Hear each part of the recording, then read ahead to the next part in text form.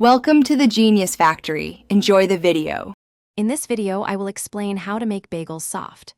To achieve that perfect soft texture, start with the right flour. High-protein bread flour is key for developing strong gluten, which gives bagels their characteristic chewiness. Also, proper hydration is crucial. Aim for a dough that's not too stiff. Kneading thoroughly for about 10 to 12 minutes ensures excellent gluten development, leading to a wonderfully soft interior. Once your dough is kneaded, consider adding a touch of malt syrup. This not only adds a lovely, subtle sweetness, but also contributes to a beautiful golden crust. Mix all your ingredients until you have a smooth, elastic dough that springs back when gently poked.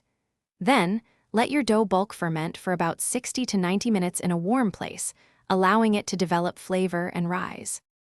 Now for shaping, create uniform bagels to ensure they bake evenly. After shaping, it's time for the crucial boil. Prepare a pot of boiling water with 1 tablespoon of baking soda. This helps create that signature chewy crust and soft interior. Boil each bagel for 30 to 60 seconds per side. Don't overboil, as this can make them too dense. Finally, it's time to bake your beautiful bagels. Preheat your oven to 425 degrees F and bake them for 18 to 22 minutes, or until they are golden brown and sound hollow when tapped.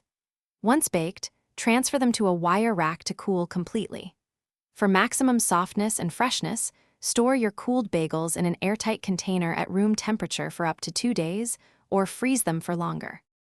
Thanks for watching. If you found this helpful, don't forget to like and subscribe.